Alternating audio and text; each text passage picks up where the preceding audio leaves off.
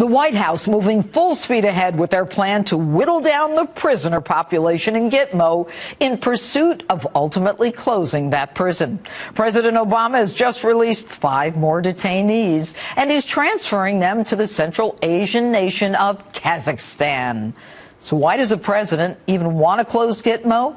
Would be now former U.S. ambassador to the UN, Fox News contributor John Bolton, one of our favorites. All right, so why does he want to release these people? Well, it's been an ideological obsession of the president from the days of his campaign in 2008. You know, he doesn't believe we should have a war on terror. He thinks it should be treated as a law enforcement matter. And Gitmo is a palpable symbol that his predecessor, at least, was waging a real war on terror. So he wants to get... I don't want to interrupt you, but you say he wants to treat it as law enforcement. Be my guest. Try them for something. Don't just release them. Yeah, well, it goes beyond that, because he's not simply turning them over to prison facilities in other countries. He's basically letting them go. And I think in addition to the ideological obsession, remember, it's now 6 years almost since he ordered Gitmo closed in 1 year, so it's a palpable failure of his administration.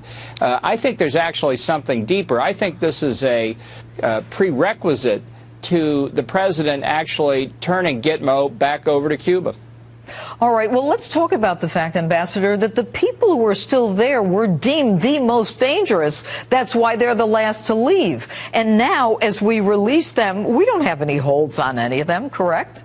Correct, and I think the recidivism rate is already known to be quite high. I think these people who are being released are going to go right back to the battlefield. You know, that's the problem with trying them. You don't collect evidence on a battlefield the way you do at a crime scene. So it's not at all. The reason these people are here and not tried as enemy combatants is because they were engaged in attacks on the United States or putting American troops in danger in ways that we've probably partially blown up already.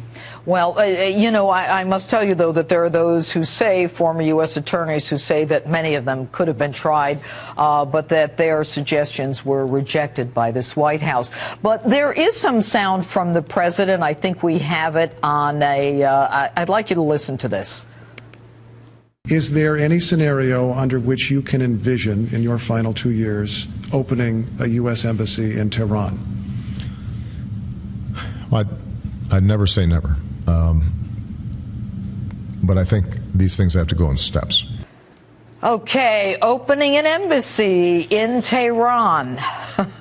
It was a dead giveaway. There are only 2 steps here. One, sign a bad nuclear deal with Iran, which he's desperately trying to do. Step 2, open the embassy. And it's not just because the nuclear threat that Iran poses should preclude that kind of diplomatic recognition. Iran has been, since the Ayatollahs took over in 1979, the chief financer of international terrorism worldwide. Iran is the paradigm of a state sponsor of terrorism, and we should no more recognize a regime like that, then we should turn these prisoners loose from Gitmo. What do we get for it, though, Ambassador? Aren't we in a position to at least ask for something? I mean, these economic sanctions, not the economic sanctions, but, you know, the nuclear ramping up, we're just allowing them to do it.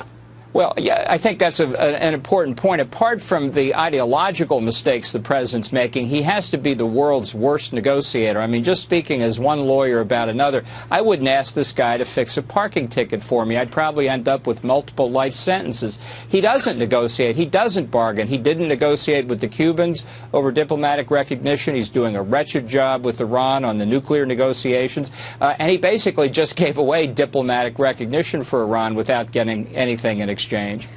Very, very frustrating. Anyway, thank you very much, Ambassador Bolton. Thank you, Judge Jeanine. All right.